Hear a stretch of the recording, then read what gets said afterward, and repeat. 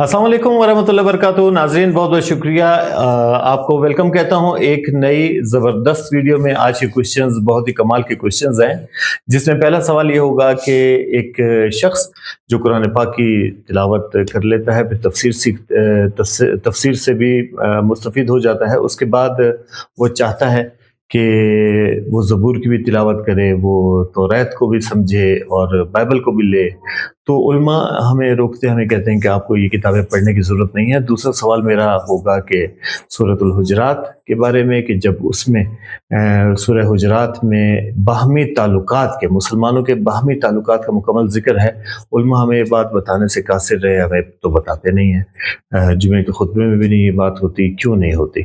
और इसके अलावा एक सवाल और है जो मैं आखिर में आपको बताऊँगा इंशाअल्लाह ताला।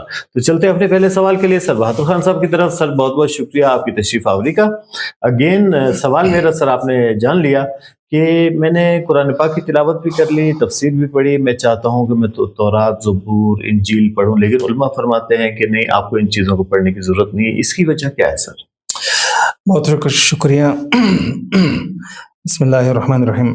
सबसे पहले मेन बात यह है ना कि आपको याद है कि कुछ अर्से पहले एक वीडियो में मैंने ऑडियंस से एक बात शेयर की थी कि इस्तेदाद के बगैर अगर कोई किताब को हाथ लगाए तो बजाय इसके कि वो खैर का ज़रिया बने, शर का ज़रिया बनता है। सही। इस कुरान पाक को, जिसको अल्लाह पाक फरमा रहा है कि हुदल लिल मुत्तकीन, इसमें लोगों के लिए हिदायत है, लेकिन नासमझ आदमी, इल्म से महरूम आदमी, जिसको कुरान पर, अहादीस पर, फ़िक़ह पर, तारीख़ पर, ठीक है, नज़र ना हो, तो फिर वो इसमें अपनी तरफ से इस्तेदलाल करना शुरू कर देता है। सही।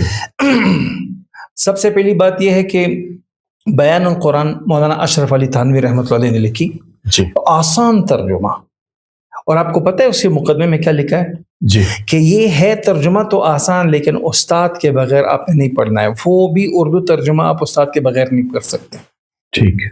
मैं इसकी एक मिसाल आपको देता हूँ। जी, सूरह बकरा की मैं आपको मिसाल देता हूँ कि वहाँ पर इद्दत का मसला बयान किया अल्लाह पाक ने, जी, कि अगर किसी औरत का जो है वो शौहर फौत हो जाए तो 1 साल इद्दत में जो है वो बैठेगी। ठीक, और दूसरी जगह उसी सूरह बकरा में अल्लाह पाक ने फरमाया कि 4 महीने 10 दिन बैठेगी। ठीक। अब मेरा क्वेश्चन ये है, आप से मैं मुखातिब हूँ जी, कि आप औरत को क्या तजवीज़ देते हैं, 1 साल जो है इद्दत में बैठो या 4 महीने 10 दिन तक इद्दत में बैठो? नहीं, वो तो हम उलमा से पूछते हैं, और उलमा ने जो बयान किया फतवा है। मेन बात यही है ना, यही मेन बात है कि इन दोनों में से एक मनसूख है। वो जो 1 साल की इद्दत वाला है, वो शुरू में वो हुक्म गुजर चुका था, फिर मनसूख हो गया। अब हुक्म ये है कि 4 महीने 10 दिन बैठना होगा। अब अल्लाह पाक फरमाते हैं सुब्हानल्लज़ी अस्रा बिअब्दिही लैलन मिनल मस्जिदिल हराम इलल मस्जिदिल अक़सा। इसका आपने उर्दू में तर्जुमा किया, पाक है वो ज़ात जो अपने बंदे को ले गया बैतुल हराम, मस्जिद हराम से बैतुल मुक़द्दस तक। इससे आप क्या साबित करेंगे? मेराज। बिल्कुल मेराज। कहाँ है मेराज का लफ्ज़? कौन बताएंगे? आपको उलमा ही बताएंगे, ये आपको उलमा ही बताएंगे। जी बिल्कुल। तो जब तक आपकी मुकम्मल दस्तरस न हो कुरान पर, आप उसको नहीं हाथ नहीं लगा सकते। सही। ये बात कि आपको अभी तक कुरान फहमी नहीं है, कुरान का फहम नहीं, हदीस का फहम नहीं है, और आप जंप लगा रहे तौरात, ज़बूर और इंजील की तरफ। अब अफ़क़हु सहाबा हज़रत उमर रज़ी अल्लाह अन्हु, अफ़क़हु सहाबा, सहाबा में फ़क़ीह सहाबा, जैसे अब्दुल्लाह बिन मसूद रज़ी अल्लाह अन्हु जी, और हज़रत उमर रज़ी अल्लाह अन्हु हज़रत अली के नाम है। एक दिन हज़रत उमर रज़ी अल्लाह अन्हु वो तौरात का सफ़ा पढ़ रहे थे, कोई पेज, तो आप अलैहिस्सलाम ने फरमाया, उमर ये क्या पढ़ रहे हो आप? कहा तौरात। तो आप अलैहिस्सलाम का चेहरा मुबारक इतना सुर्ख हुआ गुस्से से, सहाबा तलवारें निकाल कर आए, या रसूलल्लाह किसने आपको तकलीफ दी, हम उसको अभी कत्ल करने हैं। सही। तो आप अलैहिस्सलाम ने उमर से फरमाया, उमर मैं तेरे अंदर मौजूद हूँ, क्या ये काफ़ी नहीं? आज अगर हज़रत मूसा अलैहिस्सलाम भी जिंदा होते तो मेरी शरीयत को फॉलो करते। उमर को रोका जा रहा है, आप अलैहिस्सलाम रोक रहे हैं कि मैं मौजूद हूँ, तौरात की ज़रूरत। ये वो ज़माना था जब तौरात पे इतनी तहरीफ नहीं हुई थी। जी। अब आपकी इंजील पता है कितने हिस्सों में तक? मरकस अलग है, लूका अलग है, मत्ती अलग है, यूहन्ना अलग है, ओल्ड टेस्टमेंट, न्यू टेस्टमेंट। आपको अपने कुरान पर जो है वो मुकम्मल अबूर नहीं है, तो फिर भी फस्अल बिही खबीरा। आवाम से मैं ये कहता हूँ कि अल्लाह पाक फरमाता है फस्अल बिही खबीरा, जाओ किसी जानने वाले के पास। कुल हल यस्तविल लज़ीना यअलमून वल्लज़ीना यअलमून, जानने वाले और न जानने वाले बराबर नहीं हो सकते। बहुत अच्छी बात सर। और साथ में मेरा जो तीसरा क्वेश्चन था मैं अभी आपसे पूछता हूँ, ज़रा इंटरेस्टिंग क्वेश्चन है, इस वजह से पहले पूछ रहा हूँ कि दो मसालिक हैं, देवबंद और बरेलवी। इन दोनों मसालिक में आपस में निकाह करना जायज़ है? कोई मुश्किल तो नहीं है? असल में आपको पता है हमारी चैनल की अफादियत का, हम किसी सेक्ट को, फ़िरके को बिल्कुल डिस्कस नहीं करते। जी लेकिन सवाल की नौयत आई थिंक ये भी आवाम की तरफ से ये जी, ये सवाल हमारे पास सारे कमेंट्स में सवाल पूछे गए। पहली बात यह है कि उलमा ये जो कैटेगरीज तकसीम हुई, ये सिर्फ और सिर्फ उस मदरसे को स्कूल ऑफ थॉट से ये नए नाम डिराइव हुए। देवबंद में पढ़ने वाले वो देवबंदी कहलाए, बरेली के मदरसे में पढ़ने वाले वो कहलाए। हमारी फ़िक़ा एक है, हमारे मसाइल एक है, हमारे फ़ुरूई मसाइल एक है। हम भी इमाम अबू हनीफा की तक़लीद वो भी करते हैं। इमाम अबू हनीफा का कौल नाकिह मनकूह, वो भी बरेलवी भी उस पर चलते हैं, हम भी चलते हैं। निकाह में कोई कबाहत है, लेकिन एक चीज़ ज़रूर है, सही। कुछ ऐसे बरेलवी ऐसे मुतदिल हजरात होते हैं जो अकायद पर बहुत ज़्यादा ग्रिप रखते हैं और अकायद में कोई गलती नहीं करते। ठीक। वो बरेलवी जो अकायद में, जैसे हाजिर नाजिर का मसला, सही। जैसे नूर और बशर का मसला, जी और इस तरह गैब का इल्म रखने वाला, तो जब ये कहें कि आप अलैहिस्सलाम के पास गैब का इल्म है या आप अलैहिस्सलाम हाजिर नाजिर है, यानी ये सारी खुदा की सिफात है। जी अगर कोई इस तरह का नज़रिया रखते हैं और अकीदा रखते हैं तो फिर शरीयत के इस्तिलाह में कि और देवबंद मसलक से ताल्लुक़ रखने वाले, असल वो भी अहले सुन्नत है, हम भी अहले सुन्नत है, फिर निकाह जायज़ नहीं है। लेकिन अगर निकाह हुआ भूले से, और इससे या तो मर्द या तो औरत दोनों में से एक इन अकायद पर चल रहा था कि हाँ इल्म गैब का मसला और नूर और बशर का मसला जी और हाजिर नाजिर के मसले में दोनों में से मर्द या औरत में से एक था उसमें, और बाद में जब उसको ख्याल आया कि ये चीज़ गलत है, फिर तौबा तायब हुआ तो निकाह की तजदीद करनी पड़ेगी। बिल्कुल ठीक। सर मेरा आज की वीडियो का लास्ट क्वेश्चन आपसे ये होगा कि सूरतुल हुजरात की तफसीर बहुत ही कमाल की है, बाहमी ताल्लुकात मुस्लिम्स के उसमें जिक्र किए गए हैं कि हमने आपस में कैसे रहना है, हमारे ताल्लुकात कैसे होने चाहिए, इखलाकी मयार की एक बहुत बड़ी तफसीर हमें मिलती है। उलमा तो हमें नहीं बताते सर, तो हम खुद ही जो कोशिश कर रहे हैं। मैं आपसे एक चीज़ में अगेन इख्तलाफ करता हूँ, ये हर चीज़ की ज़िम्मेदारी आप उलमा के सर पर मत डाल दें। ठीक है।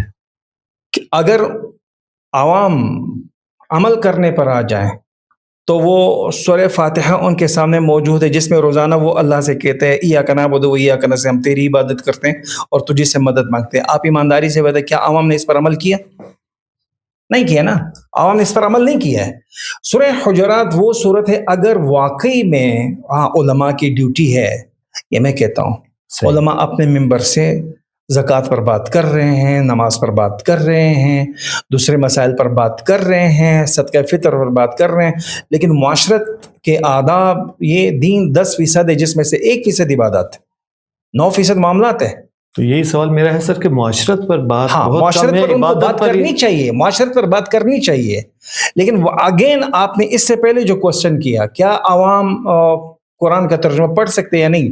अगर वो तर्जुमा नहीं पढ़ सकते, सूरह हुजरात की तफसीर हर घर में मौजूद है, क्या उसके सारे खद व खाल, क्या हर आवाम उन्नास के सामने जो ये चीज़ मौजूद है या नहीं?